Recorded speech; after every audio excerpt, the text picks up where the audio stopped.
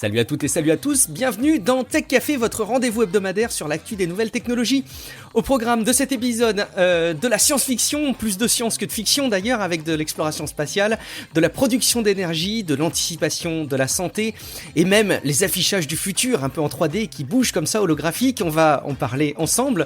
Je suis Guillaume Vendée, podcasteur technophile toujours enthousiaste, et pour parler de tout ça, on retrouve notre expert tech favori, qui est à l'information tech, ce que la spatiale internationale et même la station spatiale internationale est à la réalisation d'études scientifiques dans d'autres environnements que notre Terre, ou ce qui est Hubble à l'exploration de l'espace lointain, ou même ce qui est la 206 à la Peugeot, auteur du livre Machine de jeu, c'est Guillaume Poggiaspala. Salut Guillaume. Oui, exactement, voilà, donc la station spatiale, donc c'est un truc extrêmement cher et qui semble un peu le renfermer, mais bon écoute, pourquoi pas.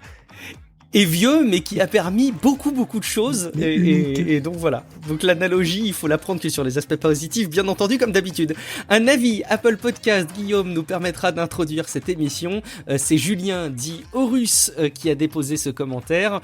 On aime la paire de Guillaume pour ce fantastique podcast, et il détaille sans aucun doute le meilleur podcast tech du moment.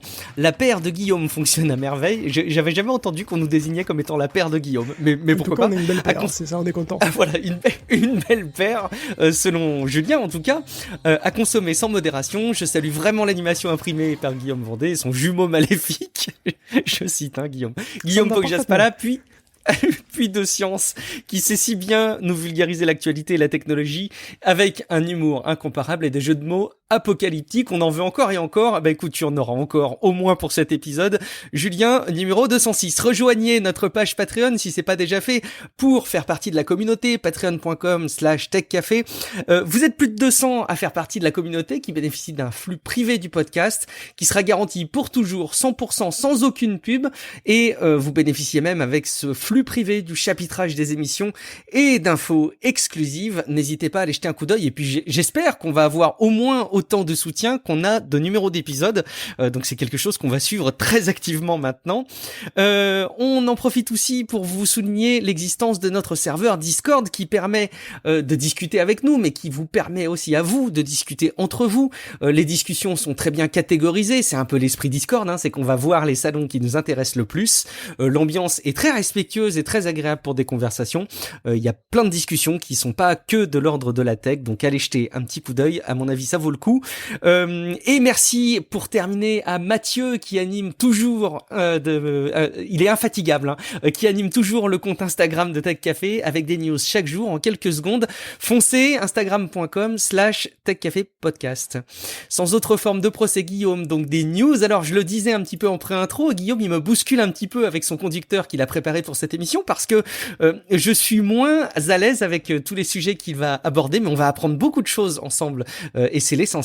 Mais juste avant qu'on parle des news, quelques infos à chaud. Alors, à croire que c'est dans le thème, puisque Apple sort des AirPods Max, donc c'est le gros casque qui recouvre les oreilles, et j'ai réussi à le relier sur le fait que tout simplement, il les présentait à un prix stratosphérique. C'est ce qu'on peut retenir parce que les casques sont forcément très bien, la qualité de son est indéniable, la réduction de bruit active avec la fonction transparence là est vraiment probablement top. C'est vendu avec un étui qui permet de gérer un petit peu l'autonomie. Bon, tout ça est très très bien, mais 629 €.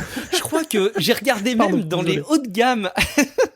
Et j'ai regardé même dans les casques haut de gamme. Tu sais, il y a vraiment des marques qui font vraiment des casques de très haute qualité avec des restitutions sonores qui de l'aveu des audiophiles, sont de très haute performance. Ils sont pas si chers, quoi. Ils sont au moins 250 € moins chers. Alors, c'est vrai, Apple fait rarement des choses particulièrement accessibles, et c'est un peu leur marque de fabrique, c'est quelque part du luxe technologique. Mais quand même, là, à ce stade, ça devient difficile de les défendre. C'est magnifique. Non, mais j'aime beaucoup. 629 €. Écoute, j'avais pas regardé exprès, pour avoir la surprise, j'ai pas été déçu. Merci Apple, vraiment, ça, c'est bravo. C'est un grand moment. Merci pour ce moment, en tout cas. Non, mais moi, de mon côté, si on peut embrayer sur Apple, on s'en doute un petit peu, mais bon.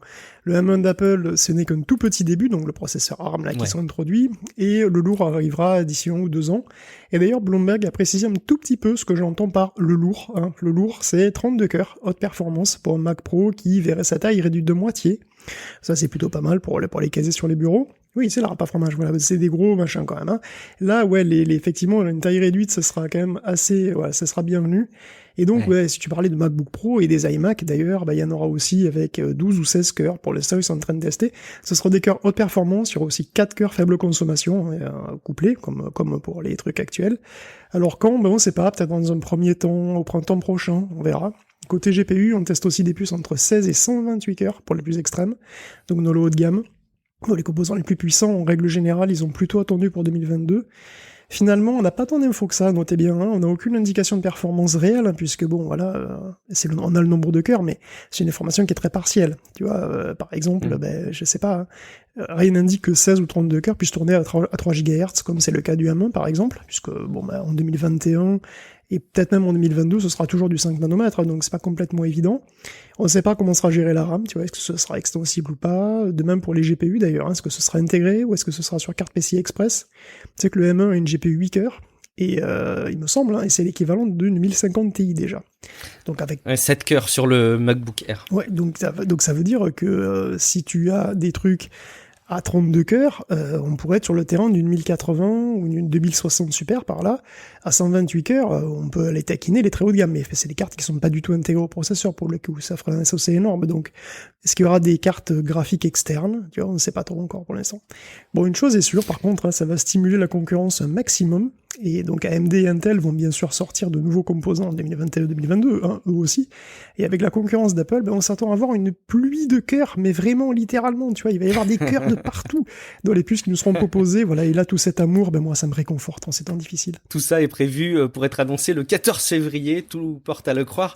Moi j'avais une question en t'écoutant, c'est inévitablement. J'avais une question pour toi Guillaume, est-ce que quand on augmente le nombre de cœurs et que on garde la même fréquence, j'imagine que la chauffe est d'autant plus importante, enfin elle est même plus que proportionnelle, elle est exponentielle à ce stade quand tu augmentes le nombre de cœurs, non ? Oui, quand tu as plus de cœurs en général, oui, puisque tous les cœurs chauffent, et donc ça veut dire que c'est plus difficile de monter en fréquence, au plus t'as de cœurs, au plus c'est difficile. C'est pour ça que je dis, t'as 32 cœurs, oui, alors avec 8 cœurs, tu peux monter à 3 GHz, avec 32 cœurs, c'est pas complètement évident sur le même process. On va suivre tous ces éléments, mais c'est intéressant de voir que la gamme se dessine après avoir vu ce processeur changer le panorama des Mac. Écoutez les précédents épisodes si vous l'avez pas déjà fait pour tout comprendre, notamment avec l'épisode 205 ou si vous écoutez l'épisode avec la rubrique consacrée à ce sujet, vous aurez le détail de l'analogie avec les castors qui ont une nouvelle usine, le M1, et vous comprendrez mieux peut-être probablement comment ça fonctionne. Bon, je le disais en intro, on va parler d'espace, en tout cas on va lever nos yeux vers le ciel pour aborder une petite série de news qui tourne autour un petit peu de l'exploration, alors pas forcément spatiale, mais parfois de l'observation spatiale. Évidemment, un premier élément d'info qui nous sert de prétexte à cette rubrique, c'est le décès d'Arecibo. Alors moi j'ai connu Arecibo au travers du film Contact, je l'ai trouvé aussi présent au travers d'au moins un épisode, mais je me demande s'il n'y en a pas eu plusieurs de X-Files, où il y a de l'écoute des messages extraterrestres.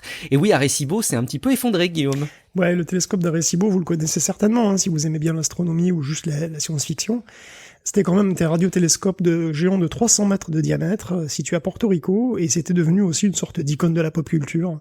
Donc tu disais Contact, effectivement, avec Jodie Foster, je m'en souviens très bien. Et il y a le programme d'écoute spatiaux extraterrestre aussi, SETI, qui était basé là-bas. Il apparaissait dans GoldenEye aussi, je sais pas si tu te souviens, avec Pierce Brosnan. Ah oui, exact, oui.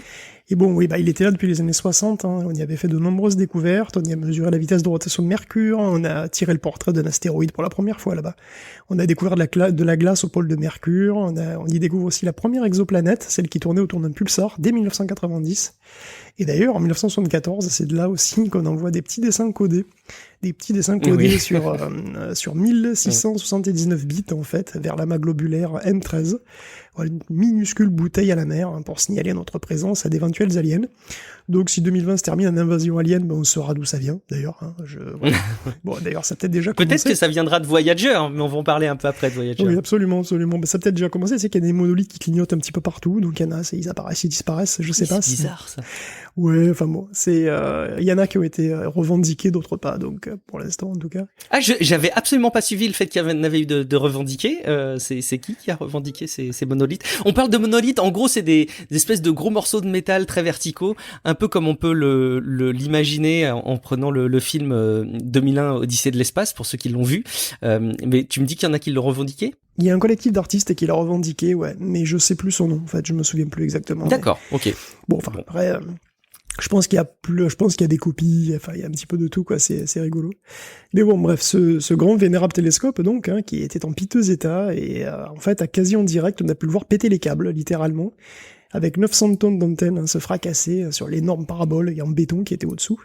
Alors c'était prévu dès le 6 novembre en fait, hein, des câbles avaient commencé à lâcher, c'était une question de temps, hein. Et donc le télescope d'Arecibo, oui, il est décédé, il est mort peu cher, une page se tourne, mais le site reste au contrôle de la NSF, hein, la National Science Foundation, et le site ne va pas fermer. Alors s'il est trop tôt pour être précis, quand même, il est très probable qu'un autre équipement remplace le télescope, hein, dans la décennie à venir. Bon, une décennie qui verra aussi enfin l'avènement du télescope spatial James Webb. C'est prévu pour octobre 2021, après un énième retard, je sais, mais bon.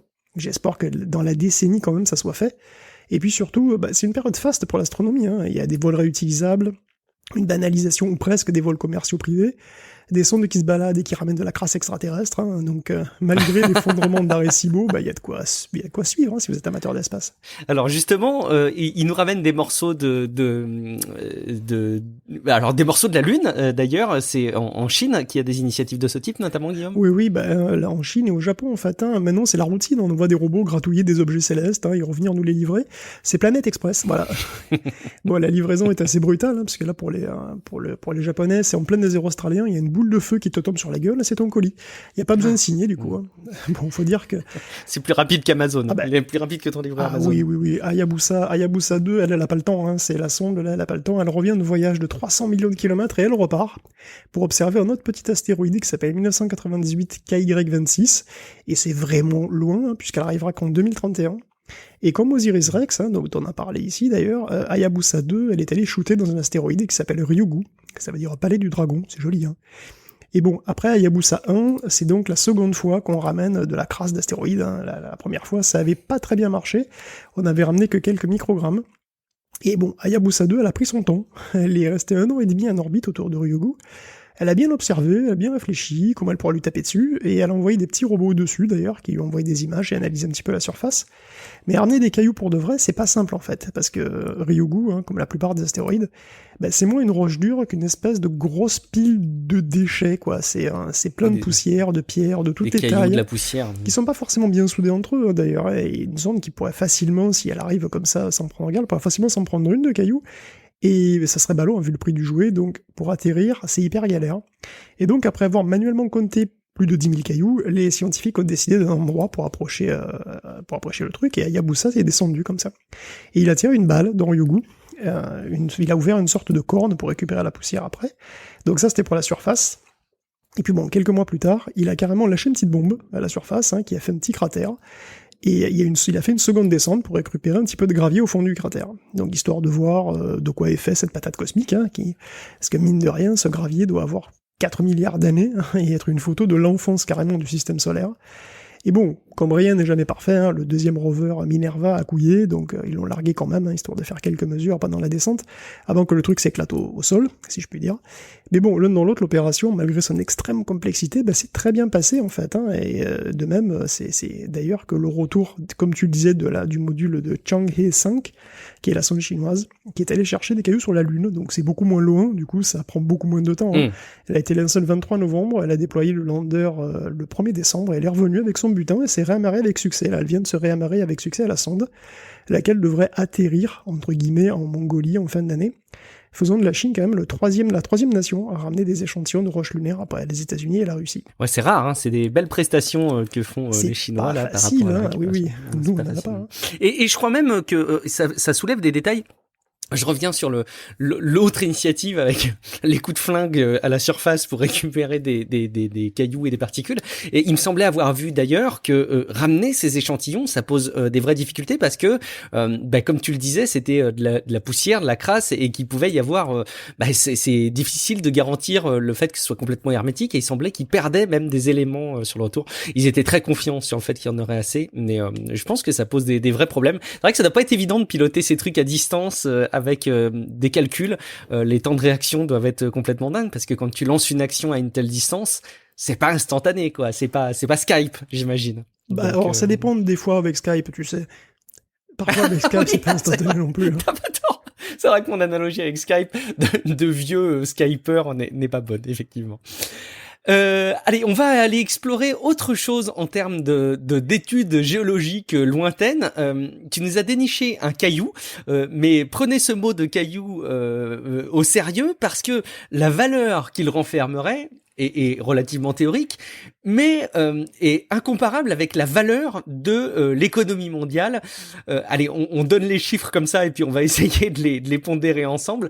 142 trillions en 2019 représenterait l'économie mondiale. Là, on a un caillou identifié à 10 000 quadrillions de dollars que pourrait valoir cette masse rocheuse si elle était ramenée sur Terre. Bon, c'est tout à fait théorique parce que si elle revenait, ça bouleverserait complètement l'économie de base. Mais je trouve ça intéressant de pouvoir mesurer ce chiffre-là, Guillaume. Bah oui, c'est vrai qu'on peut se poser la question, hein, pourquoi on se donne autant de mal pour récupérer du gravier extraterrestre? Pour la science. Alors pour le moment, ouais, c'est quand même surtout purement pour la science et aussi de manière un peu plus pragmatique parce qu'on a envie de mieux prévoir la trajectoire des rochers qui pourraient nous arriver dessus. Si on parle le cas de Ryugu par exemple, il est potentiellement dangereux, parce qu'il peut venir assez près de nous. La collision elle est peu probable, mais justement le souci c'est que les calculs se basent aussi sur des approximations qui, dans le cas d'une collision cataclysmique avec un astéroïde, devient beaucoup moins tolérable. Donc la composition en fait de tel ou tel corps n'est pas évidente à connaître, hein, parce qu'après tout, c'est quand même des trucs que tu vois de très très loin. Alors de quoi il est fait dedans, voilà, leur densité, tout ça, c'est pas très clair. De même, leur surface peut avoir plus ou moins tendance à s'évaporer ou à s'échapper d'une manière ou d'une autre. Donc ça pourrait causer de légères pertes de masse, qui elles-mêmes pourraient causer de légères déviations, qui elles-mêmes pourraient orienter le machin sur une orbite légèrement catastrophique. Bon, voilà, pour mieux connaître le mouvement des astéroïdes, il faut les connaître mieux tout court. Donc c'est déjà une bonne raison, je trouve. Mais il y a une troisième raison, plus prospective à long terme, certes, et qui m'a vraiment rappelé...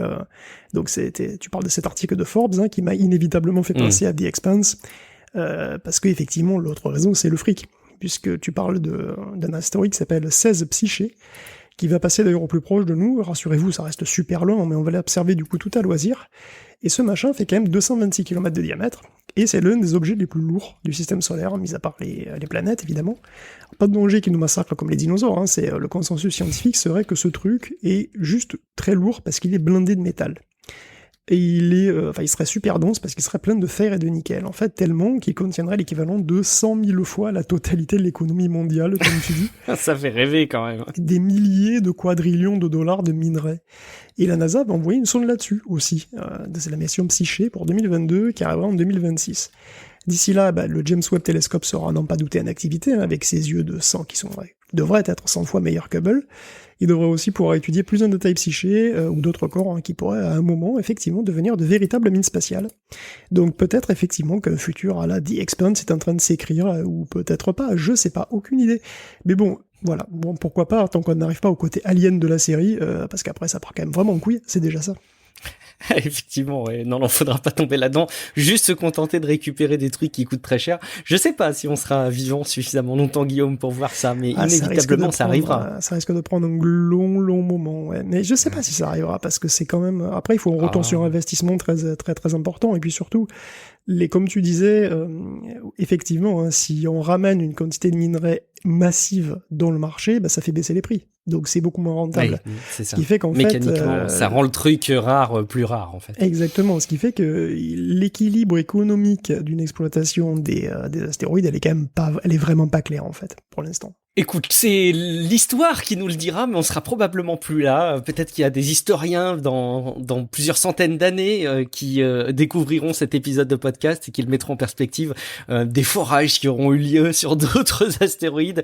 Ils diront, ouais, ils étaient inspirés, mais ils étaient pas assez enthousiastes. Regardez, ça a changé la vie. Dans le Tech Café 3657, on parlera de nouvelles technologies de forage. Nos arrière-petits-enfants qui le feront, on va savoir. Bon, écoute, on a parlé tout à l'heure de Voyager.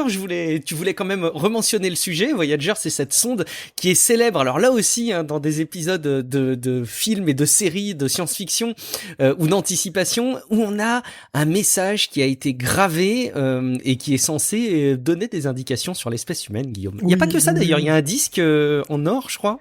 Ouais, alors le truc, c'est bah c'est vrai qu'il y a des messages sur Voyager. Alors il y a eu Voyager 1 et Voyager 2, donc je sais pas lequel est lequel, mais oui, on a mis des messages pour que bien que les aliens qui viennent nous massacrer nous puissent nous reconnaître, c'est quand même important. Faut leur faciliter la vie, quand même. Faciliter la tâche, c'est sympa. Et bon, oui, mais c'est vrai que Voyager, ça fait un moment quand même, hein. C'est quand même des trucs qui datent de... Alors Voyager 2, c'est 77, et je crois que Voyager 1, ça doit être 72 ou 74, je sais plus, un truc comme ça. Et bon, dans le temps, si tu veux, on savait faire du solide. Hein, c'est pas comme maintenant avec ces gadgets jetables, tu vois, là, regardez ces trucs blonds là qui se mettent dans les oreilles les jeunes. Hein, les ear machin là, hein, je sais plus. Bon, de mon temps, on faisait du durable. Oui, j'estime que 1977 c'est de mon temps. La preuve, Voyager 1 et 2, avec des radios qui ont passé 47 donc et 43 ans dans le vide sidéral, ben non seulement ils marchent encore, mais d'où ils sont, c'est-à-dire à 18 milliards de kilomètres, hein, pour le plus proche des deux, ben ils voient un nouveau type de rayonnement cosmique. Voyager 2 était en mode écho depuis un moment, puis il a fallu installer une plus grande oreille, d'ailleurs au printemps dernier, sur Terre, et le contact a été rétabli en novembre. Et ces vénérables sondes, avec leur processeur à 0,25 MHz, viennent de constater que dans l'espace interstellaire, il y avait des bouffées d'électrons rapides, des électrons qui viennent du Soleil, hein, qui sont poussés à très haute vitesse par des ondes de choc dues aux éruptions solaires. Donc, écoute, encore de la nouvelle science, grâce à Voyager 2, ça c'est des sondes qui sont bien rentabilisées, quoi. Tu m'étonnes. J'ai vu qu'il était prévu qu'elle fonctionne, je dis pas de bêtises, jusqu'en 2035, je crois. Qu'est-ce qui déclenche une telle date? Est-ce que c'est un problème ils sont trop loin? C'est la pile. Ah, c'est la pile. Je crois qu'ils d'accord. ont deux. Alors là, je suis pas spécialisé. Mais il me semble que Voyager, donc, c'est des sondes qui ont probablement des panneaux solaires et un petit réacteur nucléaire. Et donc les panneaux solaires, ils sont, à mon avis, enfin si elle a des panneaux solaires, de toute façon, ça sert plus à rien, je pense, parce qu'elle est beaucoup trop loin du Soleil, et maintenant le Soleil, c'est une étoile parmi d'autres pour elle. Par contre, le réacteur nucléaire, il fonctionne toujours, hein, mais c'est comme tous les réacteurs nucléaires, le petit combustible qui est dedans, qui envoie des isotopes, au fur et à mesure, il en envoie de moins en moins, et donc il y a de moins en moins d'énergie. Ce qui fait qu'en fait, sur l'équipement qu'il a, il peut pas utiliser plus de... Parce qu'effectivement, il y a toujours la radio, évidemment, alimentée en permanence, d'une part, et puis d'autre part, il y a les équipements, les capteurs. Donc évidemment, tu peux utiliser qu'un capteur. Là, actuellement, tu peux plus utiliser qu'un capteur à la fois simultanément avec la radio, et il n'a pas de possibilité de stocker quoi que ce soit en Voyager 2. Donc tu es obligé de laisser la radio allumée. Donc ça envoie des ondes faibles, c'est pour ça qu'on a mis des grosses oreilles ici au sol. Et parce que là, maintenant, elles sont dans l'espace interstellaire, elles ont dépassé, là, voilà, elles sont vraiment très très très loin. Et du coup, oui, elles arrêtera de fonctionner, de notre point de vue, en fait, hein, lorsque la pile aura plus assez d'énergie pour alimenter suffisamment les capteurs, ou juste parce que la radio sera trop faible et qu'on pourra plus l'entendre, quoi. Il se fera dépasser par la Tesla qui a été envoyée dans l'espace, va savoir. Écoute, top. Non, je pensais pas que c'était l'autonomie qui pourrait poser problème, parce que naïvement, je pensais que ça fonctionnait au solaire et que ça continuera à fonctionner. Mais effectivement, ils doivent pas capter grand chose en termes d'énergie solaire à ce stade. Justement, je parlais de la Tesla envoyée dans l'espace, ça nous fait un lien tout trouvé pour parler justement des dernières prestations de SpaceX, derrière lequel se cache Elon Musk, évidemment. SpaceX, ouais, ça roule, hein, ça avance vite. Hein, en 2020, ça aurait été une année vraiment faste, pandémie ou pas. Ils ont passé cette année le cap des 100 vols avec leurs lanceurs, dont 24 réussis cette année, et ils poussent la réutilisation aussi de leurs véhicules. Donc désormais, les deux parties de la coiffe, dans la Falcon 9. Et puis d'ailleurs, ça vient de tomber, hein, Starlink a décroché un contrat avec la FCC de 885 millions de dollars pour couvrir les zones rurales. Bon, c'est pas les seuls, hein. Il y a eu un gros appel d'offres en fait pour réduire la fracture digitale, et environ 9 milliards ont été attribués à plein de prestataires différents, et Starlink est un des plus gros. Donc sur 10 ans, ça va leur permettre de couvrir plus de 5 millions de personnes avec des relais comme ça satellites. Et on sait que la NASA aussi est en contrat avec SpaceX pour transporter du fret sur l'ISS, donc justement, effectivement. Et il est d'ailleurs étendu, ce contrat, jusqu'en 2024, et la mission CRS-21, donc qui est déjà la 21e, hein, elle s'est bien passée, et c'est la première à utiliser le cargo Dragon 2, qui transporte 3 tonnes de matos. Donc c'est une version en fait sans système de survie de Crew Dragon, la capsule qui a envoyé des humains il y a quelques semaines, en novembre, et dont on avait parlé, hein, et qui d'ailleurs est toujours dockée à la station spatiale actuellement. Donc avec le cargo Dragon 2, l'ISS va jouer Double Dragon pour la premire fois. Oui, il fallait absolument que je la fasse. C'est beau. Et, Oui, et une autre première pour la NASA aussi, qui est vraiment intéressante, c'est que le premier étage du lanceur qu'ils vont utiliser a déjà été utilisé, il a volé 3 fois déjà. Alors qu'auparavant, la NASA ne voulait pas entendre parler de fusées réutilisables, était très très frileuse à ce niveau-là. Et donc, là, voilà, elle commence à s'habituer petit à petit à ce genre de trucs, c'est assez marrant. Elon, de son côté, qui est jamais à court d'annonces choc, hein, affirme que Starship avance très bien et qu'il pourrait amener des hommes sur Mars d'ici 4 à 6 ans. Disons que c'est très très très très très optimiste, hein, comme d'hab. Pas totalement impossible, mais très ambitieux, puisque la NASA table plutôt sur la prochaine décennie carrément, la décennie 2030. Mais bon, quoi qu'il en soit, ça montre à quel point les relations entre SpaceX et la NASA deviennent étroites, et voilà, que les fusées réutilisables peuvent devenir la norme, hein, quelque part. Même si aussi de technologie en embuscade. C'est une vraie méconnaissance de ma part, là encore, du fonctionnement de la NASA et de tout ce qui peut graviter autour, mais est-ce que c'est pas inédit, ce partenariat, ou en tout cas cette façon de travailler entre une entreprise privée et la NASA? C'est relativement nouveau. Bon, maintenant, ça fait quand même une petite dizaine d'années, peut-être, mais ça fait quelques années. Mais c'est vrai que c'est relativement nouveau. Avant, la NASA, c'était un monolithe, hein, ça utilisait évidemment ça utilisait... Pour les ça utilisait quand même d'autres partenaires. Il faut bien avouer que, bien entendu, j'allais dire, ils n'utilisaient pas les services de trucs privés, bien sûr que si. Ils utilisaient des services d'entreprises privées, plein d'entreprises privées, bien sûr, qui sous-traitaient énormément de choses. Lesquelles? Une myriade de spécialisés, peut-être? Oui, énormément de spécialisés, mais aussi des grands noms comme Raytheon, par exemple, je pense que l'armée aussi a eu énormément recours. Non, il y a eu, évidemment, ils ont utilisé beaucoup d'entreprises pour fabriquer des bouts. Mais les lanceurs, par contre, ça a toujours été eux. Si tu veux, c'est toujours eux qui faisaient la fusée finale, le lanceur final, la sonde finale, c'est toujours eux. Là, avoir recours à un lanceur privé, là, par contre, ça c'est nouveau, effectivement, et ça fait quelques années maintenant. Et de manière fiable et performante, vraisemblablement. Écoute, très bien, on attend là aussi d'avoir nos mêmes historiens que tout à l'heure, qui pourront analyser la situation politique sur Mars et qui détermineront là aussi peut-être cet épisode 206, mais ils auront peut-être encore matière à analyser de manière rétrospective avec cette autre rubrique de notre épisode de Tech Café, où on va délaisser un petit peu notre espace, mais rester dans des perspectives futuristes. Alors déjà, pour faire le pont, on a des alternatives pour le lancement de fusées que tu as vu passer, très intéressantes, notamment un drone, le Raven X, qui ressemble en tout point à ce qu'on pourrait penser être un ovni, Guillaume. Oui, avec des ailes quand même, mais c'est vrai, c'est une autre technologie pour emmener des trucs en orbite. C'est le drone de haute altitude, le Raven X, Devon. Enfin, je pense que ça se prononce un truc comme ça. Et donc c'est une boîte qui est basée en Alabama et qui propose un drone. Donc c'est un avion télépiloté qui amène une fusée le plus haut possible dans la haute atmosphère et qui va la larguer. Alors qu'elle a déjà fait à peu près la moitié du chemin, quoi. Hein. Les boosters prennent ensuite le relais. Donc le drone, effectivement, il ressemble à un avion robot de Macross, hein, qui fait 24 mètres de long. Il est à 95% réutilisable. Enfin, il sera à 95% réutilisable à terme. Et il décolle à 25 tonnes. J'ai pas vu la mention de la charge utile. Or, c'est quand même là que c'est crucial, puisque les lanceurs aéroportés, en fait, c'est un vieux concept. Le fait que ce soit un drone, ça facilite les choses, évidemment, hein. Il n'y a pas de pilote, il n'y a pas de cockpit, il n'y a pas de système de survie, donc on peut aller plus haut, plus facilement. Mais c'est pas ça qui pèse le plus lourd, quand même. Non, mais c'est toujours ça de gagner, on va dire. Et puis, en plus, c'est pas un avion suborbital, le Raven X, puisqu'il utilise du carburant classique, donc il peut pas sortir de l'atmosphère. Donc c'est une solution viable, mais probablement pour les petits satellites, pas pour les gros trucs. D'ailleurs, sa première mission sera de lancer, d'aider au lancement, plus précisément, des CubeSat pour la Space Force. Donc, c'est quand même des petits satellites. Donc, pour les petits trucs, c'est vrai que ça pourrait quand même rendre l'espace plus accessible, puisqu'après tout, le Raven X, c'est un avion, hein, à la base, donc ça veut dire que c'est beaucoup moins contraignant, tu vois, ça peut décoller avec des conditions météorologiques pas forcément optimales, un petit peu de n'importe où.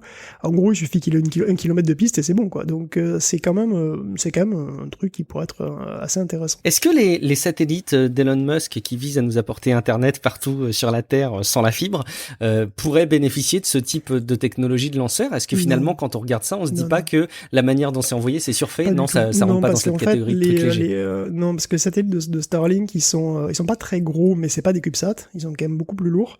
Mais surtout, ils les lancent par bloc. Donc, ils les lancent par batch. Et un batch, ça doit peser quand même sacrément lourd. Donc, à mon avis, c'est beaucoup trop lourd pour le Raven X. Oui, effectivement, t'as raison. Un paquet de satellites, effectivement, ça doit pas être simple. Parfait. On va passer à la Chine. Et là, on a eu une publication sur le compte Instagram qui a relayé cette info. Vous pouvez aller regarder Tech Café Podcast sur Instagram. Mais la Chine a allumé son premier réacteur à fusion. Tenez-vous bien, le principe, c'est de reproduire le fonctionnement même du Soleil. Très impressionnant, Guillaume. Oui, alors c'est pas comme si c'était tout neuf quand même non plus. Hein. Tu sais que alors que les premières centrales nucléaires étaient tout juste construites en France, les scientifiques planchaient déjà sur la techno d'après, qui elle aussi était inspirée des bombes de l'époque, hein, c'est-à-dire la fusion thermonucléaire. Donc les recherches sur le sujet, ça date quand même des années 60, et d'ailleurs perso, j'en ai toujours entendu parler. Et la France est d'ailleurs en pointe sur le sujet, puisque depuis 93 avec Thor Supra, on a le record de durée d'un plasma stable en tokamak. 6 minutes. C'est 6 minutes. Bon, tokamak, c'est pas long, hein, quand même, 6 minutes. Ouais, mais c'est le record. C'est le record, exactement. Donc on est quand même content. Donc 150 millions de degrés Celsius, oui, c'est a priori 10 fois plus chaud que le cœur du soleil. Ouais, bah oui, bah il faut ça. Le truc, c'est que un tokamak, donc tokamak, ça vient du russe, ça veut dire tor à bobine magnétique, un truc comme ça. Enfin, en tout cas, ça vient du russe, c'est des initiales, le truc russe. Et c'est un tor dans lequel on piège... Ça fait plus ça fait plutôt nom de bombe, en fait, quand il pense. Ça aurait fait un très bon nom de bombe. Hein, ça aurait pu, tokamak. En tout cas, c'est un nom qui est resté. Et d'ailleurs, c'est assez rigolo parce qu'on l'utilise aussi pour les tokamaks sphériques, alors que c'est pas des tors, mais bon, c'est pas, on s'en fout. Toujours est-il qu'en général, un tokamak, c'est un tor dans lequel on piège des pauvres atomes, qu'on chauffe à blanc et qu'on oblige par des champs magnétiques très très vénères à se rapprocher tellement qu'ils doivent fusionner. On leur donne eux-mêmes d'ailleurs un paquet d'énergie. Donc en fait, quand on dit qu'on chauffe beaucoup, ça veut dire que les trucs s'agitent énormément. Et quand les machins s'agitent énormément, les probabilités qui se tapent l'un contre l'autre, en fait c'est ça qui se passe. Hein. Un plasma, c'est un truc avec des particules extrêmement agitées dedans. Et donc, au plus c'est agité, au plus il y a de chances qu'il y ait des collisions si le volume est faible. Donc, ça veut dire qu'il faut confiner avec des champs magnétiques toutes ces particules hyper agitées dans un volume très très faible pour qu'elles aient des chances de se cogner la tronche entre elles. Quand elles se cognent, si elles se cognent avec suffisamment d'énergie, elles peuvent fusionner. Et quand elles fusionnent, elles dégagent elles-mêmes de l'énergie. Et quand elles dégagent de l'énergie, elles chauffent, ce qui entretient le processus. Tu vois le genre? Mais elles ne créent pas de déchets, du coup. Elle crée très peu de déchets, on va dire. Enfin, on va pas rentrer dans les détails, mais il y a très peu de déchets par rapport à la fission nucléaire. Il y a très peu de déchets. Effectivement, elle crée pas de déchets, elle crée pas trop de déchets à vie longue, mais bon, après, elle génère du rayonnement qui irradie les parois du tokamak, et donc après, il y a quand même des trucs qui sont un peu irradiés, mais bon. On va dire que comparé à la fission, c'est vachement mieux. Voilà. D'accord. Et voilà, donc nous, pour cette espèce de truc-là, c'est-à-dire, alors, donc ce que j'ai dit, quand c'est les particules super agitées, ça s'appelle un plasma, et un plasma, en fait, c'est quand même pas très très facile à manier, parce que c'est vrai que 6 minutes, c'est pas énorme, et que ça date de 93. Mais bon, ça veut dire que c'est pas très facile à faire, en fait. Fusionner des trucs avec des champs magnétiques, en gros, le plasma, donc c'est des particules chargées, ça veut dire qu'elles se repoussent entre elles. Et elles interagissent aussi avec les gros champs magnétiques à très haute vitesse. Et donc, ce merdier est très instable. Et il faut qu'il s'auto-entretienne. Donc ça fait cher le manège à plasma sinon, hein, parce que si ça s'auto-entretient pas, évidemment, bon bah voilà, ça fait joli, mais ça sert pas à grand chose. Donc pour que ça s'auto-entretienne, il faut que ce soit et très chaud, et très confiné, et stable pendant longtemps, pour que la chaleur, en fait, la chaleur dégagée, donc il y a une partie de la chaleur dégagée qui est exploitée comme électricité, et une partie de la chaleur dégagée qui est utilisée pour entretenir la réaction d'elle-même, une fois que c'est allumé, quoi, quelque part. Mais bon, comme sur une bagnole, il faut faire un gros coup de démarreur, tu vois. Et c'est là, le problème, c'est que c'est le gros coup de démarreur. Donc il faut beaucoup de température. Donc le record, c'est les Américains qui le détiennent avec 500 millions de degrés. Évidemment, dès qu'il s'agit de cramer des trucs, c'est les premiers, hein, forcément.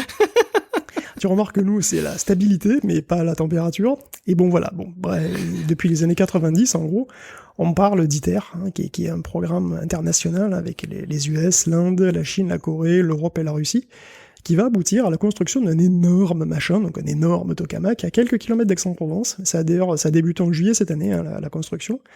Et le réacteur, donc, sera 10 fois plus gros que les machines actuelles, hein, mais ça reste en prototype. Ce truc devrait fournir, normalement, 500 MW d'énergie via la fusion en 2025. Donc c'est une énorme preuve de concept à 20 milliards d'euros, hein, qui pourrait par contre, si ça marche, à l'horizon de 2050, changer le monde. Voilà, radicalement changer le monde, puisqu'on aurait une énergie abondante et relativement propre, ce qui serait quand même, évidemment, ça changerait le monde complètement, quoi. Enfin bon, d'ici là, tous les pays cités, évidemment, parce qu'il n'y a pas que la France, ils ont leur propre programme de recherche. Donc l'Angleterre, en ce moment même, d'ailleurs, lance des appels d'offres pour un site sur lequel ils construiraient le STEP. Le STEP, c'est le Spherical Tokamak for Energy Production. Donc c'est rigolo parce que tokamak sphérique, je te dis, c'est un petit peu une... Mais bon, ça fait rigoler que moi. Mais c'est pas grave, en tout cas, le STEP est encore en phase de design. Donc c'est un réacteur qui pourrait entrer en construction en 2032 pour produire de l'énergie en conditions industrielles réelles, par contre, en 2040. Bon, d'ici là, c'est toujours utile d'avoir toujours plus de recherches sur les tokamaks sphériques, parce que c'est quand même un schéma qui est jeune mais très prometteur. Et la Chine travaille aussi, bien sûr, sur le sujet depuis longtemps, depuis les années 60 aussi. Et elle vient d'ouvrir un nouveau tokamak, torique cette fois, qui s'appelle le HL2M.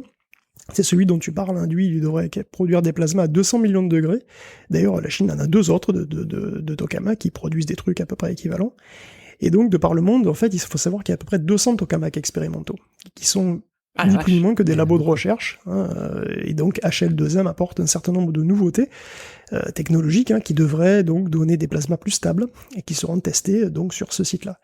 Donc la Chine en gros est membre d'ITER aussi, elle entend bien peser dans la recherche sur ce qui, on nous le promet depuis longtemps, mais c'est l'énergie du futur. A priori ça pourrait être en tout cas l'énergie du futur. Bon, c'est un futur qui, contrairement à plein d'autres choses, paraît perpétuellement lointain, mais écoute, ne perdons pas espoir. Très impressionnant de voir que, à l'égard de ce qui se passe dans les Schtroumpfs, il y a comment il s'appelle cet album des Schtroumpfs qui est incroyable. Il y a un Schtroumpf qui fabrique la machine à faire la pluie et le beau temps. Et c'est une des meilleures histoires des Schtroumpfs, et qui est une des plus drôles en plus. Mais elle est vraiment géniale cette histoire. C'est pas une des plus grosses, c'est une histoire secondaire, c'est d'un album. D'accord. Où en gros il contrôle la météo. Donc c'est très bien pour le Schtroumpf paysan puisqu'il faut de la pluie pour arroser ses salades. En même temps le Schtroumpf poète, il veut le soleil pour l'inspiration à la poésie. Bon la Chine fait pareil en fait, Guillaume. Exactement, oui, alors moi c'est un autre truc qui en fait existe depuis longtemps sans que je me rende compte, c'est la manipulation du climat. Alors pas en réchauffant comme des couillons, parce que là nous on réchauffe comme des couillons en laissant les portes ouvertes des magasins par exemple. Non, c'est littéralement faire tomber la pluie ou la neige. En fait, en gros des nuages c'est quoi? C'est des micro-gouttelettes d'eau, et si elles grossissent, elles finissent par tomber parce qu'elles sont trop lourdes, et que c'est comme ça qu'il te pleut sur les pompes. Bon, ok. Et si elles gèlent, il peut neiger ou grêler selon la taille et la vitesse à laquelle ça refroidit.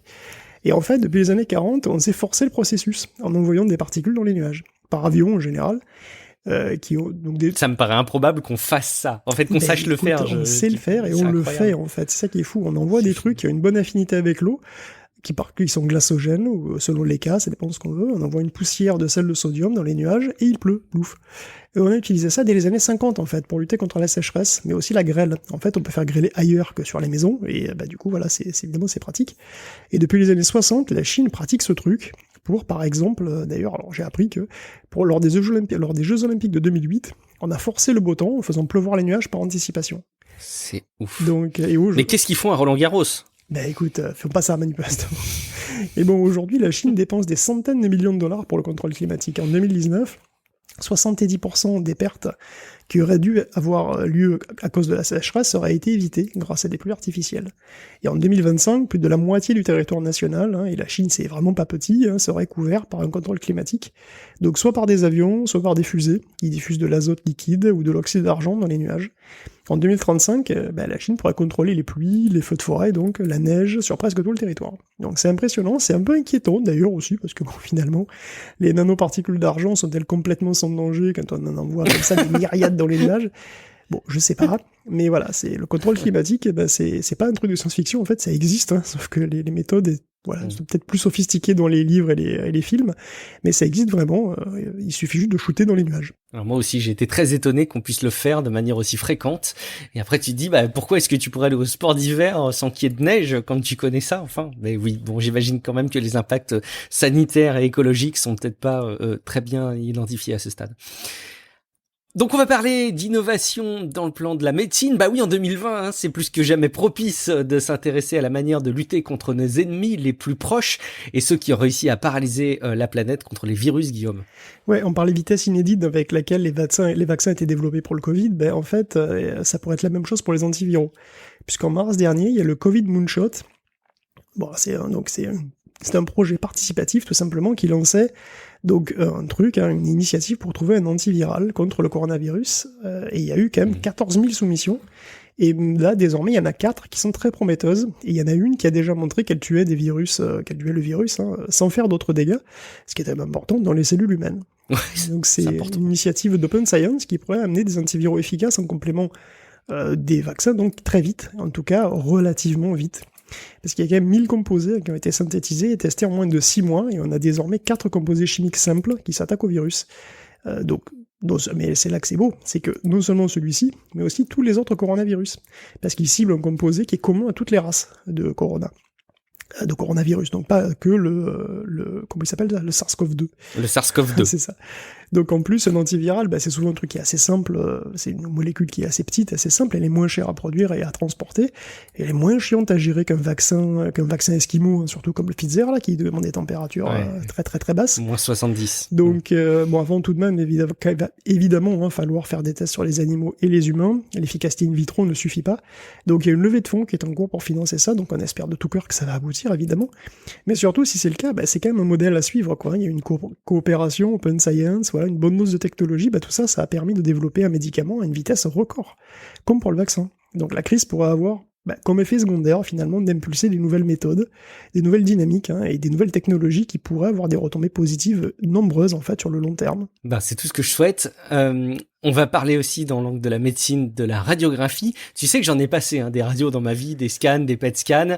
Et là, tu vas nous présenter un appareil. Rien que le design donne envie de se faire ausculter, Guillaume. Écoute, créer un scanner médical moins cher, avec peu de maintenance, qu'on peut installer à peu près partout, et qui sort de Star Trek, franchement, qu'est-ce que tu veux de plus? Ça fait rêver.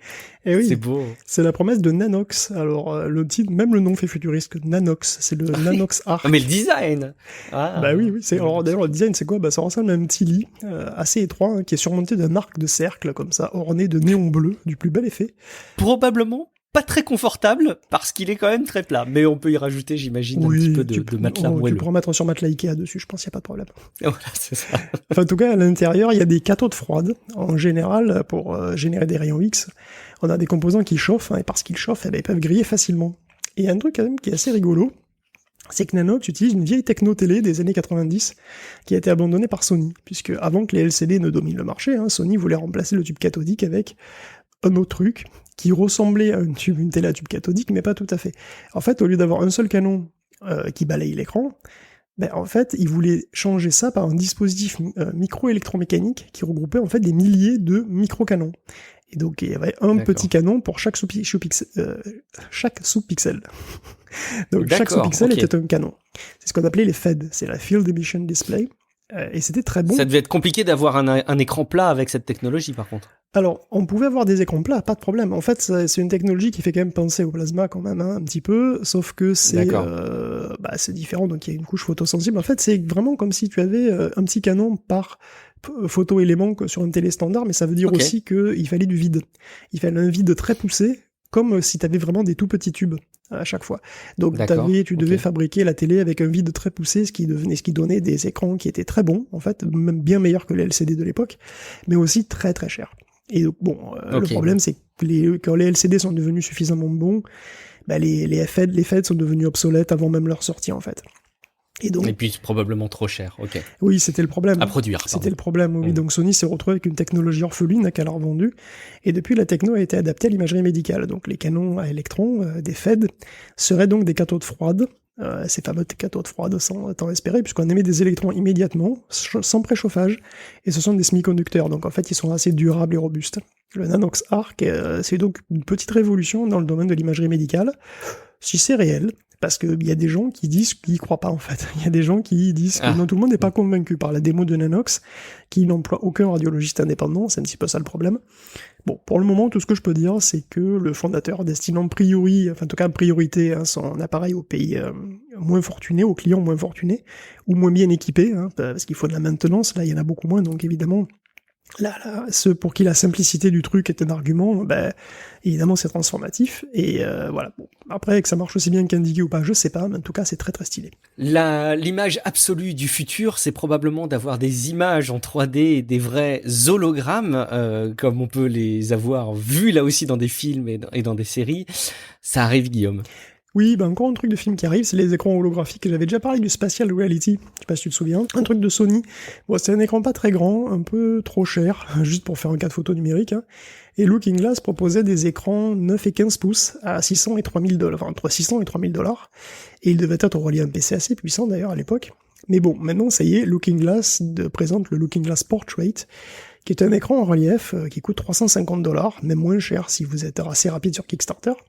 C'est un écran de 8 pouces, il fonctionne comme cadre photo numérique de manière autonome, en fait il a un Raspberry Pi 4 intégré, donc il est autonome pour faire plein de choses. D'ailleurs on peut l'interfacer avec un Kinect pour des applications interactives en 3D. Oh. Et l'angle de vue est de 58 degrés, c'est du 1536 par 2048 et les images apparaissent en profondeur. L'écran lui-même est dans un boîtier qui a une épaisseur qui doit faire à peu près 2 à 3 cm je dirais. Donc on peut aussi le connecter à un PC et là il faut office d'écran secondaire mais holographique. Bon, les images ne nécessitent pas de lunettes, hein, et c'est multi-utilisateur, c'est-à-dire que voilà, si vous êtes 4 devant, vous verrez tous les 4 l'hologramme, tant que vous êtes dans le cône de 58 degrés. Et bon, ça marche d'une manière que j'ai pas très bien comprise parce que c'est pas expliqué en fait. Hein. Ils disent juste que... J'adore quand tu reconnais toi-même. Non mais je sais pas comment ça marche honnêtement. C'est-à-dire qu'ils disent qu'ils projettent simultanément entre 45 et 100 images qui sont projetées pour chaque photo, donc... Effectivement, hein, donc c'est comme si tu avais du lenticulaire, mais au lieu d'avoir 2 images, tu en as une 45. Par contre, le principe optique qu'ils utilisent, je sais pas. C'est pas expliqué, c'est expliqué nulle part et je sais pas exactement comment ça marche. Donc voilà. En tout cas, c'est parce que le résultat est bluffant en vidéo. Si ça rend vraiment comme ça, c'est incroyable. Et en plus, ces hologrammes peuvent parfaitement être animés et pour en créer, en fait, c'est assez facile. Et puisque de plus en plus de téléphones ont des capteurs de profondeur, il suffit de prendre une photo avec un iPhone, par exemple, c'est affiché comme un hologramme sur le truc. C'est vraiment bluffant.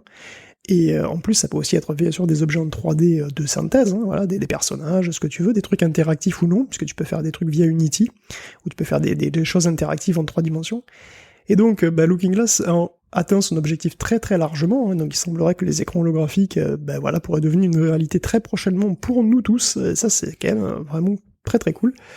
Voilà, je sais pas exactement comment ça marche, mais c'est pas grave, c'est très très cool. C'est très cool, mais par contre, est-ce qu'il y a vraiment un besoin, outre le fait que c'est beau et que ça a son petit effet waouh, mais je me demandais quelle était finalement l'utilité à part la prouesse technologique et le fait que voilà, tu le montres à tes copains quand ils viennent chez toi et tu fais ton beau, tu fais ton fier, mais finalement c'est ce que je me demandais en regardant la vidéo finalement.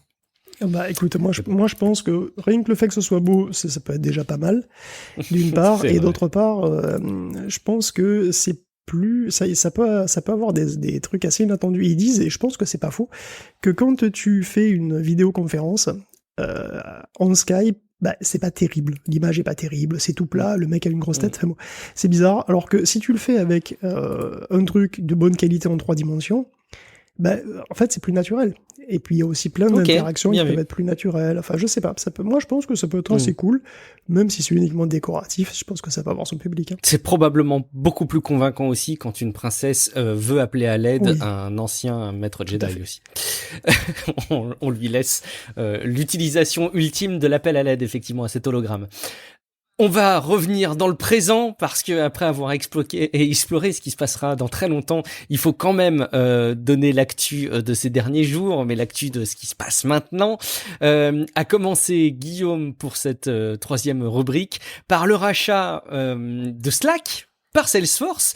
Donc Slack, c'est cet espace de discussion et conversationnel très prisé en entreprise et notamment des petites organisations qui a vu évidemment ses heures de gloire dans le cadre du confinement, puisque quoi de mieux pour remplacer des interactions humaines au bureau que un espace Slack. C'est aussi ce dans quoi s'est engouffré Microsoft avec sa solution concurrente qui est Teams, qui rencontre beaucoup d'engagement et de satisfaction de la part de pas mal d'utilisateurs a priori. Ce qu'il faut souligner, au-delà du fait que Salesforce rachète Slack, c'est le montant, Guillaume. Enfin c'est encore une énorme acquisition quand même, hein, puisque Salesforce rachète Slack pour 27,7 milliards de dollars, soit 1,5 WhatsApp, ou 10 Minecraft quand même. Ça fait cher, je trouve. Mais bon, Et c'était pas les montants des programmes d'exploration énergétique dont on parlait tout à l'heure ? Et ben, tu sais que ITER, ça doit être dans ces eaux-là, effectivement. C'est ça? C'est C'est absolument 22 et atroce. quelques, je crois. C'est Ouais, même ouais, non, mais dépassé, je c'est crois. vrai, c'est Ouais. absolument C'est atroce. terrible quand tu y Alors réfléchis. après, évidemment, c'est pas la même chose parce que ITER, faut acheter du dur, quoi. Faut acheter du hardware. Alors que là, bon, ben voilà, ça se passe en action, c'est des trucs un petit peu différents, mais bon, quand même. Oui, c'est assez énorme. Alors c'est vrai que Salesforce, c'est pas la plus connue des boîtes tech pour le grand public, c'est parce qu'elle est orientée pro et avec des outils de gestion pour les entreprises. C'est un truc qui existe quand même depuis 99 et qui est dit des logiciels pro pour Renault, Pernod Ricard, Suez. Bon, la boîte a l'habitude de racheter d'autres boîtes pour étoffer ses prestations. Et tu sais qu'il y a plus d'une cinquantaine de boîtes qui ont été rachetées depuis 2006. C'est absolument incroyable. Et donc, Salesforce fait dans le logiciel, mais aussi le cloud, le platform as a service, donc ils sont parmi les premiers en fait à avoir proposé le cloud. Donc c'est 36 000 employés, c'est des milliards de chiffres d'affaires, donc c'est pas sexy, mais rentable. Et puis avec un tel profil, c'est vrai que l'acquisition de Slack, c'est devenu de la messagerie d'IBM d'ailleurs, Slack. Bah oui, l'acquisition devient quand même assez naturelle, il faut dire, et c'est même peut-être nécessaire, parce que comme tu disais, Microsoft, lui aussi, propose des services cloud pro, une messagerie qui marche bien, qui s'appelle Teams, et que voilà, ça marche très très bien. Salesforce pèse 200 milliards de dollars, donc c'est pas Microsoft, Microsoft, c'est 1600, la dernière fois que j'ai regardé, ce qui est stratosphérique. Mais c'est comparable à Adobe, qui fait quand même 230 milliards de dollars, donc poids lourd aussi. Moi, je suis toujours un petit peu étonné de voir ce montant. C'est un record dans l'histoire de l'acquisition tech. Ouais. J'ai aussi du mal à comprendre la rentabilisation qu'il peut y avoir derrière. Qu'est-ce qu'essaye de combler Salesforce derrière avec une acquisition comme celle de Slack, avec un tel montant? Il y a cette discussion qui est aussi partagée dans le podcast MIPTech, si jamais ça vous intéresse de creuser encore ce sujet. Ils l'ont abordé de manière bien plus complète que dans Tech Café. Un rapport qui divise pour Uber, Guillaume. Ouais, Uber, tu sais, qui revend, ça y est, sa technologie, enfin, son embryon de technologie de voiture autonome. Donc, c'était de l'ordre de la rumeur avancée dans nos précédents épisodes, effectivement. Ouais, c'est officialisé. Il va revendre Aurora via un investissement de 400 millions de dollars. Donc, alors, Uber donc, vient de vendre cette division-là. Et il va aussi revendre la division Uber Elevate, je sais pas, qui donc va être qui va être gentiment cédé à Joby Aviation. Alors c'était quoi? Il fallait développer des petits avions de taxi, des avions de taxi électriques qui devaient rentrer en service en 2023. Bon, pour le coup, c'est le cœur de métier de Joby de faire des avions électriques. Enfin, d'essayer, puisque là, ils sont en partenariat avec Toyota, Intel et JetBlue quand même. Mais on n'a pas trop de détails sur le véhicule de Joby. Ils développent ça depuis plusieurs années maintenant. Bon, l'avion électrique, c'est un problème qui se résume fondamentalement à la densité de la batterie. Donc, pour le moment, en gros, les avions moyens ou gros, c'est pas possible. Mais sur de petits machins électriques, c'est envisageable. Donc, ils permettront, peut-être aux super riches de s'éviter 20 minutes de bouchon au centre-ville. Écoute, c'est super. Bon, sinon, Uber toujours, avec effectivement le rapport Frouin, qui était censé donner des pistes pour... Ça fait toujours sourire, excuse-moi. Désolé, oui, écoute. Donc voilà, c'était un rapport pour encadrer l'ubérisation du travail. Bon, étant donné que la solution principalement qu'il a donnée réside dans la création d'une couche supplémentaire, intermédiaire. Donc personne n'est vraiment extatique, puisque Uber reste Uber, ses collaborateurs, entre guillemets, ne sont pas des employés, et donc ils restent indépendants, mais il sera embauché par un tiers, donc une coopération d'activité et d'emploi. Bon, ce serait un régime qui serait un salariat obligatoire, en fait, à terme, pour les indépendants, auprès de la CAE. Et bon, le rapport préconise aussi une régulation light, qui permettrait l'existence des syndicats, qui poserait un salaire minimum. Donc ces deux derniers points plaisent pas trop aux plateformes, mais le concept de la CAE ne séduit pas non plus tous les indépendants, puisque certains voient mal comment rajouter une couche de complexité sur un problème, ça peut améliorer les choses déjà, d'autant qu'il est possible que le CAE soit mis en place par les plateformes elles-mêmes. Des plateformes auxquelles il n'est demandé d'ailleurs par ailleurs aucun effort de transparence sur la gestion, sur les algorithmes, tout ça, alors que c'est quand même un problème aussi.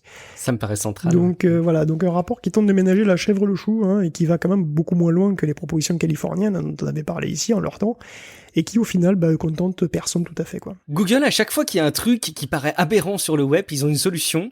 En ce moment, le truc qui paraît aberrant, c'est le nombre de paywalls auxquels on est confronté quand on suit de l'actu en ligne massivement, comme on est amené à le faire pour cette émission, mais comme vous êtes probablement amené à le faire vous de votre côté.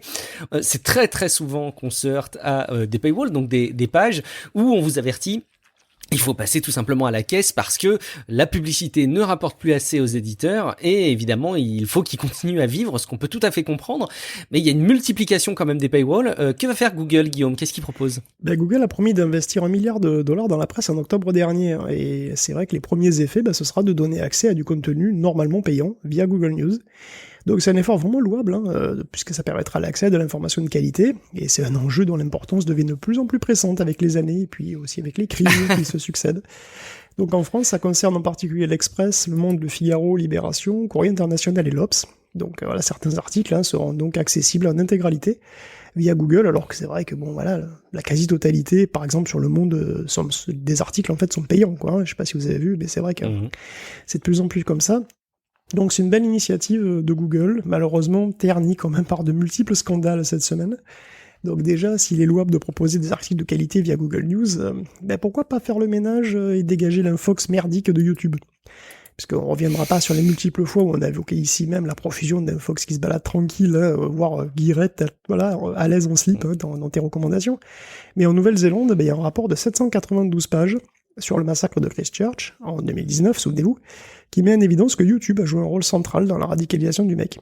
Donc il est fréquent, il fréquentait aussi Facebook, 4chan et 8chan, c'est vrai. Mais le nouveau rapport affirme que YouTube a joué le plus grand rôle, en tout cas, dans le passage à l'acte. D'ailleurs, jusque dans les tutos qu'il a utilisés pour modifier ses armes, qu'il a trouvé sur YouTube aussi. Donc voilà, c'est loin d'être la première fois que YouTube est pointé du doigt, en l'occurrence, déjà en 2018 dans le New York Times, il y a un article qui en parlait comme du grand radicaliseur, et on était encore sous le choc à l'époque de l'élection de 2016. Bon, du coup, difficile de voir dans la frilosité de YouTube autre chose qu'une peur de casser un business model qui marche très bien, surtout après le départ la semaine dernière de Timnit Gebru aussi, donc qui est l'autre gros scandale. T'as sans doute vu passer ça? Pas du tout. Déjà, la semaine partait mal. Google était accusé d'avoir espionné ses employés avant de les virer pour activisme, je cite. Donc ils auraient tenté de s'organiser contre la décision de Google de travailler avec IRI, qui est une boîte qui est notoirement anti-syndicale. Et du coup, il semblerait que les craintes de ses employés aient été parfaitement fondées, en fait.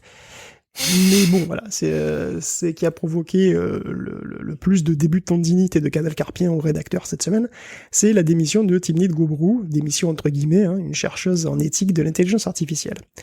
Alors, tu te souviens sans doute, on a longuement parlé ici des biais de la reconnaissance faciale. C'est des problèmes que ça impliquait aussi.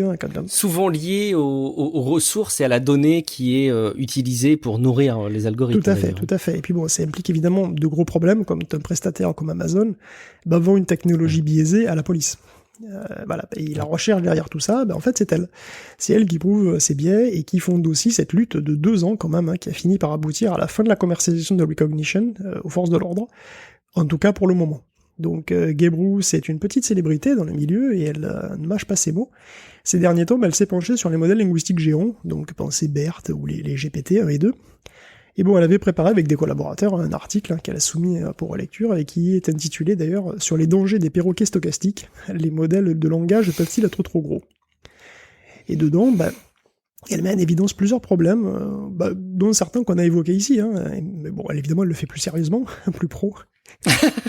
Elle le fait pas au travers d'un petit podcast indépendant, elle le fait de manière plus complète et plus étoffée. Je vous rassure, donc savoir l'empreinte carbone de ces modèles énergétiques, de ces modèles et l'énergie qu'ils peuvent consommer, l'argent aussi qu'ils nécessitent, qu'ils les réservent aux grandes firmes, les problèmes que ça pose, l'illusion du sens aussi, puisque s'ils sont trop doués pour pisser du texte, ils peuvent à tort être pris pour ce qu'ils ne sont pas, c'est-à-dire ils sont pas intelligents, ils sont pas fiables dans les choses qu'ils énoncent non plus, ça c'est quand même, il faut quand même en être conscient. Et surtout, l'énormité du corpus d'entraînement rend le modèle impossible à contrôler, impossible à comprendre, et les données de base sont très difficiles à filtrer, à nettoyer. D'autant qu'on veut des modèles le plus gros possible, avec le plus de données possible, donc il y a forcément une course à l'énormité. Et donc ce volume de texte lui-même, il est aussi biaisé, puisque déjà ce sont des occidentaux riches et connectés qui l'ont produit en majeure partie, et il contient, avec peu de filtres finalement, tous les stéréotypes et les biais de ces gens-là. Donc le modèle, en plus, n'a aucun sens critique, évidemment. Donc tous les textes qui sont présents dans sa base, tout texte est normal, quel qu'il soit. Donc des remarques sont toutes très sensées sur les gros modèles, mais alors, qu'est-ce qui se passe ? Écoute, alors qu'elle était en congé, Timnit elle a été démissionnée, apparemment, puisque voilà, c'est Jeff Dean qui a écrit qu'elle avait démissionné, mais en fait, elle-même et son équipe soutiennent qu'elle a été virée, et que son article devait être retiré pour manque de citation de recherche contradictoire, en fait, sur les efforts qui justement sont faits pour lutter contre les biais. Mais bon, un tel problème n'aurait jamais dû motiver une telle punition, en fait, et on lui a demandé de retirer le papier, ou de retirer son nom, et elle a reçu une pétition de soutien de 1500 employés, mais bon, il semblerait que l'attitude anti-corporate de Gebru soit plus probable comme problème de qualité de recherche. En gros, Google utilise déjà un gros modèle de langage qui s'appelle BERT, et il est clair qu'il estime que c'est l'avenir de son business. Donc être très critique face à ces outils, ou vouloir ralentir le progrès là-dessus avec des considérations éthiques, c'est pas très bon pour ce business-là, et c'est une course, forcément. Donc Google, pour se maintenir face à Microsoft qui possédait déjà GPT-3, par exemple, il doit poursuivre leurs efforts, ils doivent mettre les bouchées doubles. Et donc, les craintes de Gebru sont peut-être vues comme un potentiel handicap. Dans la course à l'armement linguistique, c'est possible. Donc si c'est le cas, voilà, ça montre aussi les limites de la recherche en milieu non académique, puisqu'on finit toujours par se cogner un business model, quoi. C'est hyper intéressant d'ailleurs de souligner cet aspect-là des choses, parce que s'il y a quelque chose qu'on retient des épisodes de Tech Café, ou qu'on retient, que moi je retiens, c'est cet enjeu et cet affrontement permanent, parfois fructueux, comme on l'a vu tout à l'heure dans le cadre de l'exploration spatiale, entre les domaines privés et les domaines publics. Alors là, sans rentrer dans ces analogies-là, effectivement, la recherche académique, que je compare maladroitement à des initiatives publiques, effectivement, a des vertus qu'il faut savoir souligner. Effectivement, les recherches privées ont évidemment leurs forces et leurs avantages et permettent de faire progresser sur plein d'aspects, mais comme tu le dis, ont des limites parfois financières impossibles à franchir. C'est un très bel exemple à suivre, ça me donne envie, Guillaume, d'aller creuser. Je pense que je suis passé à côté des fondamentaux là sur cette info-là, donc je vais retourner faire mes devoirs, mais je vais pas le faire avec toi, Guillaume, je le ferai à tête reposée. En attendant, ce qu'on va faire ensemble, c'est notre incontournable petite rubrique jeux vidéo. Alors, on est passé par tous les sentiments vis-à-vis de Google Stadia. On a dit, ça pourrait être cool. Ça commence à devenir un petit peu long, Stadia, ça n'évolue pas trop. Là, on est en train de ressouligner le fait que Stadia, ça pourrait devenir pas mal, Guillaume. Écoute, encore un peu de Google, oui, avec Stadia, qui étend son emprise sur 8 nouveaux pays européens, et ça juste à temps pour la sortie de Cyberpunk, et qui commence à déployer le streaming YouTube un an plus tard, mais bon, mieux vaut tard que jamais. Donc voilà, alors si vous n'avez pas le temps de jouer au jeu le plus hypé de ces 5 dernières années, sachez que Bomberman Air est aussi gratuit sur Stadia désormais, et que c'est comme Destiny 2, il est gratuit, c'est free-to-play, et qu'il a même un mode Battle Royale à 64, qui est exclusif à Stadia. Je parle de Bomberman, pas de Destiny. Donc voilà. Et toi, de façon d'ailleurs, t'es hypé par Cyberpunk, plus que par Red Dead Redemption, ou comment? Écoute, honnêtement, oui. Je sais pas si je me fais avoir par la vague d'infos qui tourne, par le fait que ça pourrait être top de pouvoir s'immerger dans Stadia sur ce sujet. Je sais aussi que c'est un gros sujet de discussion sur Discord. Écoute, Guillaume, j'ai très envie de succomber, effectivement, de tester Cyberpunk sur Stadia. L'avenir nous dira si jamais j'ai succombé, et je manquerai pas de le faire si jamais je suis tombé dans le piège. Il y a Gontran, notamment sur le serveur Discord, qui encense beaucoup Stadia, parce qu'il souligne les performances et la restitution, alors que les autres sont pas à la hauteur, notamment. Écoute, à voir, on suivra ça dans le temps. En tout cas, il y a quand même de la progression du côté des ressources matérielles pour ceux qui veulent jouer à l'ancienne. C'est bien vu, parce que les GPU et les consoles se font rares en cette fin d'année, donc c'est vrai que ça peut pousser des gens à aller sur le cloud gaming, cette histoire de Cyberpunk. Et d'ailleurs de free-to-play, en tout cas, moi, comme j'aime bien vous faire souffrir avec des cartes graphiques super que vous pouvez pas acheter à des prix raisonnables en ce moment, je vais aussi vous parler de la RTX 3060 Ti, parce que normalement elle est à 400$, et elle vous assure un jeu fluide en 1440p dans pratiquement tous les titres, sauf Flight Simulator, mais bon, on est habitué. Donc avec le DLSS, on a même du ray tracing à 60 images par seconde sur Control ou Metro Exodus. Et puis on a du Assassin's Creed Valhalla en 63 FPS, en ultra, en 1440p, que demande le peuple. Wow. Bon, alors évidemment c'est plus compliqué en 4K, mais là certains titres luttent énormément, surtout en ray tracing, mais bon, selon votre écran, la 360 Ti est une excellente option. Sauf que comme ses grandes sœurs, alors pour l'instant elle est complètement introuvable, et puis ces grandes sœurs sont introuvables à prix normaux. Nvidia d'ailleurs explique un petit peu gêné à ses investisseurs que la demande pour le jeu vidéo dans son ensemble a été énorme en 2020. Les GPU en font partie et que conjointement les usines Samsung ont eu des problèmes de pénurie de wafers. Donc tout ça fait qu'en gros il y a des maigres stocks de GeForce 3000 et que d'ailleurs comme pour les PlayStation 5 que les séries et que ces stocks partent immédiatement. En fait ils ont même pas le temps de voir, ils ont pas le temps de prendre la poussière. Et donc une partie d'ailleurs se retrouve en vente au double du prix. D'ailleurs en Chine il y a un stock de 224 GPU MSI 3090 qui a été volé. C'est une valeur de 334 000 $ quand même, hein.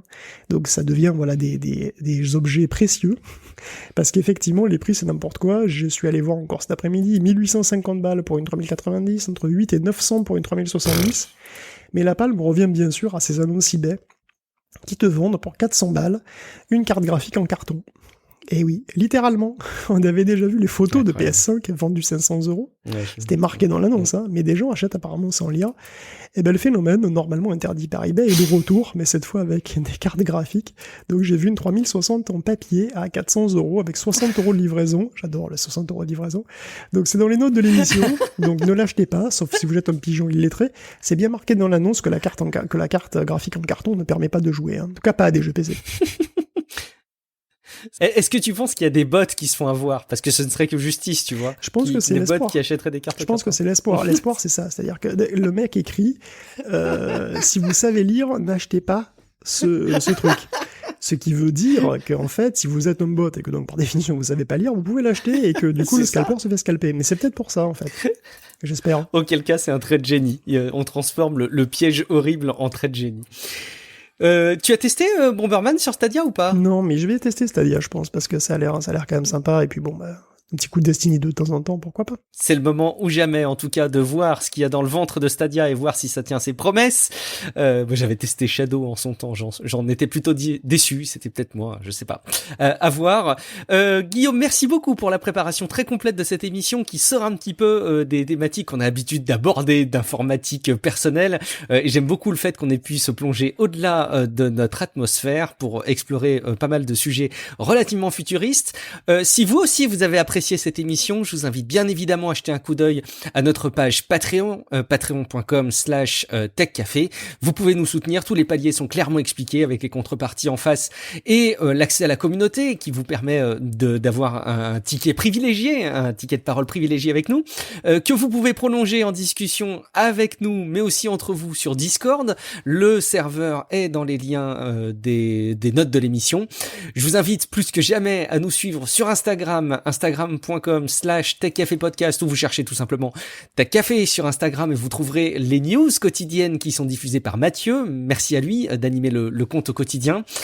Si vous n'avez pas assez de Tech Café, je vous invite aussi à aller découvrir Tech Café Domotique. Il y a eu un épisode assez intéressant sur Home Assistant, qui est cette box domotique qui vous permet d'interfacer pas mal d'appareils, qui peut être un peu obscur en prise en main, mais on a eu un développeur de la communauté Home Assistant français qui a pu nous expliquer comment fonctionnait Home Assistant ou comment on pouvait se l'approprier et qui nous a fait une photo de l'état actuel des choses en termes de domotique.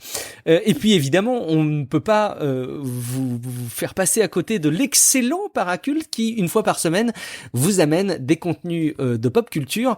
J'étais pas présent dans le dernier épisode, mais vous avez parlé avec Cassim de plusieurs jeux, mais vous avez notamment ouvert en fin d'épisode la possibilité de faire un épisode dédié sur les moteurs de jeu et la réutilisation des moteurs de jeu. Je me suis demandé à ce stade, Guillaume, si c'était plus un épisode de Paraculte ou une chronique des composants. Je te laisse réfléchir, il y a peut-être même 2 volets à aborder sur le sujet.